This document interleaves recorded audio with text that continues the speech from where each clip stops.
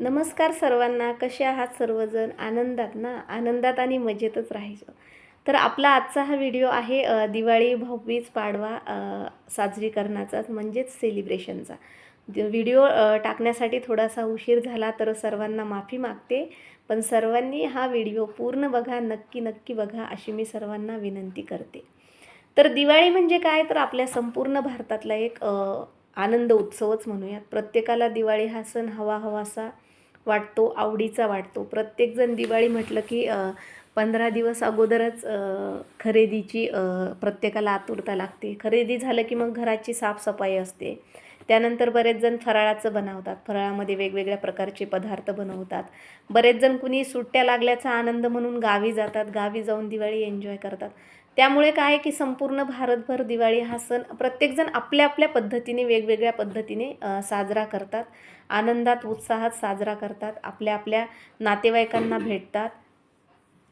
तर बघा आम्ही पण दिवाळी हा सण एकदम आनंदात आणि उत्साहात साजरा केलेला आहे. आणि मी आशा करते की तुमचा हा सण पण आनंदात, उत्साहात आणि दिव्यांच्या उजेडात एकदम लखलख चमकत निघालेला असणार. तर दिवाळी म्हटलं की काय आहे की वेगवेगळ्या दिवशी वेगवेगळ्या प्रकारे दिवाळीचं सादरीकरण केलं जातं. दिवाळीची सुरुवात केली जाते वसुबारस. आता वसुबारस म्हणजे काय? तर या दिवशी गाईंचं, गौमातेचं पूजन केलं जातं. त्यानंतरचा दिवस आहे धनत्रयोदशी. धनत्रयोदशीच्या दिवशी देवी धन्वंतरीची पूजा केली जाते. आरोग्य आणि धनाची प्राप्ती करण्यासाठी देवीकडे मागणं मागितलं जातं. त्यानंतरचा दिवस आहे नरक चतुर्दशी. नरक चतुर्दशीच्या दिवशी काय केलं जातं? पहाटे लवकर उठून आंघोळ वगैरे केली जाते. कारण या दिवशी श्रीकृष्णाने नरकासुराचा वध केला होता, म्हणून नरक चतुर्दशी साजरी केली जाते. त्यानंतरचा दिवस म्हणजे लक्ष्मीपूजनाचा दिवस. आता दिवाळी तर प्रत्येकाला आवडते, पण माझा आवडीचा दिवस काय आहे? तर लक्ष्मीपूजन. लक्ष्मीपूजनाच्या दिवशी एकदम घाई गडबड सगळ्या गोष्टींची होते. कारण मला एकदम मनापासून लक्ष्मीपूजन करायचं असतं. एक माहीत नाही, मनाला एक प्रकारची वेगळी शांतता मिळते लक्ष्मीपूजन केल्यावर. तर दिवाळीचा जो सगळ्यात माझ्यासाठी महत्त्वाचा म्हणजे प्रत्येकच दिवस महत्त्वाचा असतो. पण लक्ष्मीपूजन या दिवशी मी मनोभावे देवीची पूजा करते. देवीकडे सगळ्यात अगोदर सुख, समाधान आणि उत्तम आरोग्य मागते. धन काय आहे की आपण जर समाधानी असो, सुखी असो, आपलं जर आपण निरोगी असू तर धन आपण कितीही कमवू शकतो. म्हणून मी या दिवशी देवीकडे सुख, समाधान, शांतता आणि आरोग्य मागते. आणि ह्या सगळ्या गोष्टी मागितल्या म्हणजे बरोबरच धनप्राप्ती होते. आणि मनोभावे मी लक्ष्मीपूजन केलेलं आहे यावर्षी. हे बघा अशा प्रकारे माझं ठरलेलंच असतं. लक्ष्मीपूजनाचा दिवस काय करायचा? एकदम सगळी पूजा व्यवस्थित मांडायची. या दिवशी मी होईल तेवढे फुलं देवीला वाहते. जेवढ्या जास्त प्रमाणात लख दिवे जे म्हणतात, जे प्रज्वलित करता येतील तेवढे दिवे मी लावते. मनोभावे देवीची पूजा करते. देवीसाठी नैवेद्य करते. जे फराळाचं बनवलेलं असतं, चकली, चिवडा, लाडू, शंकरपाळे, हे सगळा नैवेद्य देवीला दाखवते. लक्ष्मीपूजन करते. आणि जोपर्यंत लक्ष्मीपूजन होत नाही तोपर्यंत मी फटाके फोडत नाही. मुलं फोडतात अगोदर, पण माझं ठरलेलं आहे लक्ष्मीपूजनाच्या दिवशी मी फटाके फोडते. हे पहा, लख दिव्यांच्या प्रकाशात जो अंधकार आहे माणसाच्या मनातला, वाईट विचारांचा अंधकार, दुसऱ्यांविषयी हेवा-देवा असणारा, ह्या सगळ्या गोष्टींचा ज्याप्रमाणे उजेड देऊन दिवा अंधाराचा नाश करतो, त्याचप्रमाणे आपण पूजा करून एक प्रकारे आपल्यातली निगेटिव्हिटी दूर करायची, असं माझं म्हणणं आहे. सो मनोभावे मी देवीचं पूजन केलेलं आहे, लक्ष्मीपूजन. काय झालं यावेळी लक्ष्मीपूजनाला, आमचे श्री म्हणजे आमचे यजमान, आमचे राव बाहेरगावी, त्यांना अचानक जावं लागल्यामुळं पूजा मला एकटीलाच करावी लागली. थोडीशी मनात निराशा होती, पण म्हणतात ना, कुठलंही काम मनातून केलं पाहिजे, मनोभावे केलं पाहिजे. तर तसंच त्या निराशाला थोडंसं दूर करून मी व्यवस्थित असं लक्ष्मीपूजन करून घेतलं. मुलं होते, माझे मुलगा मुलगी आणि मी तिघांनी मिळून छान प्रकारे लक्ष्मीपूजन केलं. मनोभावे देवीची आरती वगैरे केली, देवीला नैवेद्य वगैरे केला. त्यानंतर आमची जी खरी लक्ष्मी आहे, जे आमचं घर सगळं ज्या लक्ष्मीवर चालतं, ते म्हणजे आमची गाडी. गाडीची पूजा करण्याचा मान आजही मलाच मिळाला. पूजा वगैरे करून घेतली गाडीची. त्यानंतर मुलं नाराज होऊ नये किंवा पप्पांची आठवण म्हणून हे नाही, म्हणून मी काय केलं, मुलांसोबत फटाके हे केले. आणि कुठल्याही प्रकारचं निराशा वगैरे असं दिसू दिलं नाही मुलांना, की हे नाही. दोघांसोबत एकदम मस्त आनंदात दिवाळी साजरी केली. खरं तर दिवाळी साजरी करण्यामागचं बऱ्याच लहान मुलांचं असतं फटाके वाजवायचं. आमचं गृहिणींचं असतं फराळ वगैरे करायचं, साड्यांची शॉपिंग करायची. ह्या सगळ्या गोष्टी आहेत. माहेरी जायचं, मैत्रिणींना वगैरे भेटायचं. म्हणजे काय, दिवाळी हा सण एक प्रकारे खरंच भरभरून आनंद घेऊन येतो, उत्सव घेऊन येतो. आणि बऱ्याच प्रमाणात आपण सर्वजण व्यवस्थित आणि चांगल्या प्रकारे दिवाळी सॉरी. हे पहा, आमचं रत्न हिची ही तिसरी दिवाळी. या अगोदरच्या दिवाळीला 2 दिवाळीला तिने काही फटाके फोडले नव्हते. पण यावेळेस तिने न घाबरता स्वतःच्या हातात सुरसुऱ्या वगैरे घेऊन दादासोबत छान प्रकारे आनंदात फटाक्यांचा हे केला तिने. आनंद घेतला आहे मनसोक्त. आणि अशा प्रकारे आमचा लक्ष्मीपूजनाचा दिवस आनंदात साजरा झाला. त्यानंतर पाडव्याचा दिवस, लक्ष्मीपूजनाचा दुसरा दिवस म्हणजे पाडवा आणि बलिप्रतिपदा. शेतकरी राजा बळीराजाच्या या दिवशी हे महत्त्व आहे. पाडव्याच्या दिवशी पत्नी काय करतात, आपल्या पतीला औक्षण करतात, पतीचं औक्षण करतात, त्याच्या सौभाग्याची मागणी देवाकडे करतात. दाजी जाणार होते, म्हणजे सॉरी तुमचे दाजी, आमचे यजमान जाणार होते बाहेरगावी, म्हणून मी लक्ष्मीपूजनाच्या दिवशीच त्यांचं औक्षण करून घेतलं आणि देवाकडे सुखी समाधानी आणि माझंही आयुष्य त्यांना मिळो अशी मी देवाकडे मागणी मागितली, प्रार्थना केली.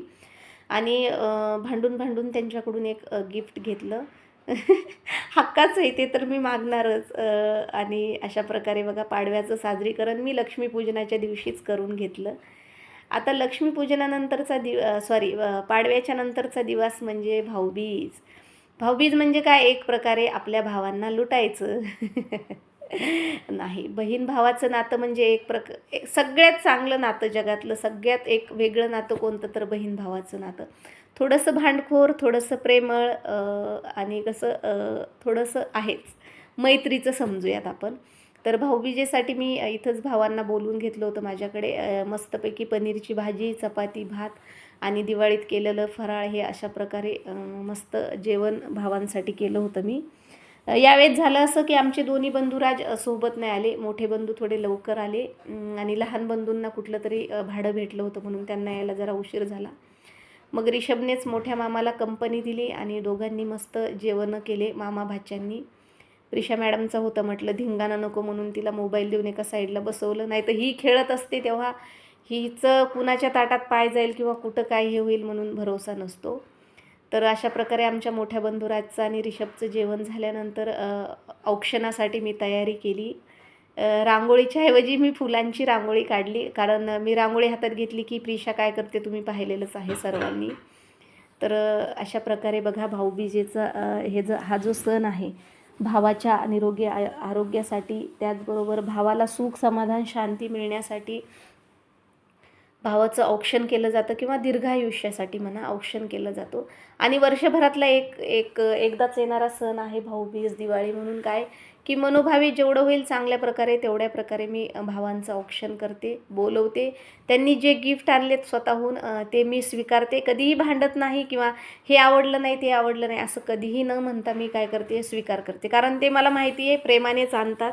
आणि हे वादविवाद करण्यापेक्षा काय, आपल्याला देवाने दिलेत ना एवढे छान 2 भाऊ, सो त्यांनी दिलेली प्रत्येक गोष्ट मनापासून ॲक्सेप्ट करायची. ते प्रेमानेच देतात खूप, आणि आपलंही प्रेम त्यांच्यावर असंच राहू द्यायचं.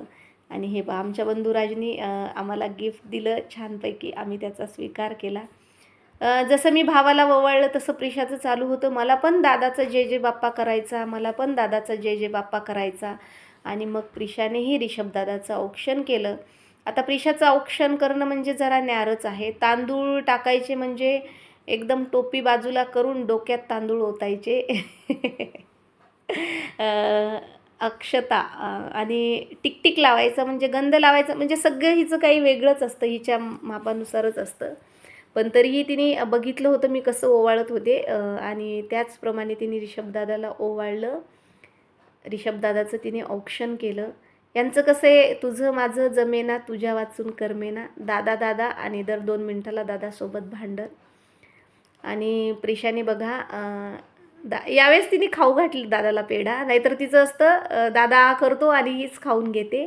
हिचं ठरलेलं असतं मलाच, प्रत्येक गोष्ट मलाच. छानपैकी तिने रिषभदादाचं औक्षण केलं आणि तिला पाहिजे होतं गिफ्ट, आणि रिशूने आणलेला ड्रेस तिने अगोदरच दिवाळीला घातला होता लक्ष्मीपूजनाच्या दिवशी, म्हणून दादाने तिला 100 रुपये दिले. 100 रुपये. तिला नेहमी 2 रुपये. तिला विचारलं तुला किती पैसे पाहिजे, ती म्हणते 2 रुपये. आणि ह्यावेळेस रिशूदादाने तिला 100 रुपये दिले, तरी पण तिला 2 रुपयेच पाहिजे होते. आणि अशा प्रकारे छान प्रकारे प्रिशाने रिशूदादाचं काय औक्षण करून घेतलं.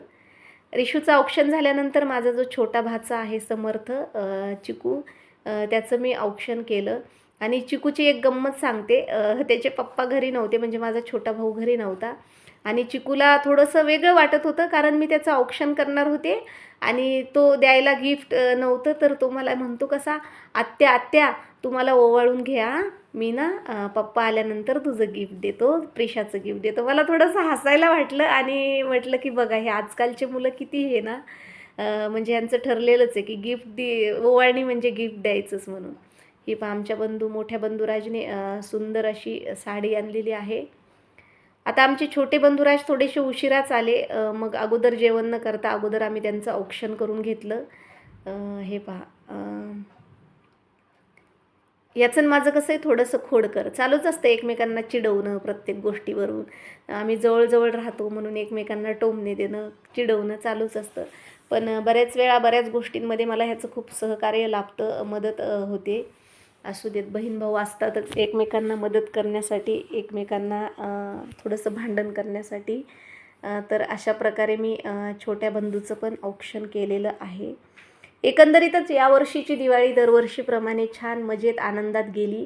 आणि यावर्षी दिवाळीचा आनंद जास्त असण्याचं कारण हेच आहे की यूट्यूब फॅमिलीवरील जे माझे सर्व भाऊ आहेत, माझे बंधू आहेत, मला 15 दिवस आधीपासून भाऊबीजेच्या शुभेच्छा देत होते. म्हणून यावर्षीची दिवाळी जरा स्पेशल वाटली, स्पेशल गेली. तर आशा करते की तुम्हा सर्वांची दिवाळी पण खूप खूप आनंदात गेली असणार. तर जीवनात येणारा प्रत्येक दिवस हा दिवाळीसारखाच आनंदात, प्रेमाने, उत्साहात साजरा करायचा, कारण जीवन खूप अनमोल आहे. तर असं म्हणायचं की आपली रोजच दिवाळी आहे आणि प्रत्येक दिवस हा दिवाळीसारखाच साजरा करायचा. तर सर्वांना माझं मनापासून आभार, मनापासून धन्यवाद. आणि पुढची येणारी दिवाळीपर्यंत सर्वांना परत एकदा दीपावली आणि भाऊबीजेच्या खूप खूप शुभेच्छा. असे सर्वजण आनंदात राहा, मजेत राहा आणि लाडक्या बहिणीला सपोर्ट करत राहा, हेच मागणं तुम्हा सर्वांकडे मागते. आणि परत एकदा सर्वांना धन्यवाद म्हणते. धन्यवाद सर्वांना. काळजी घ्या, आनंदी राहा.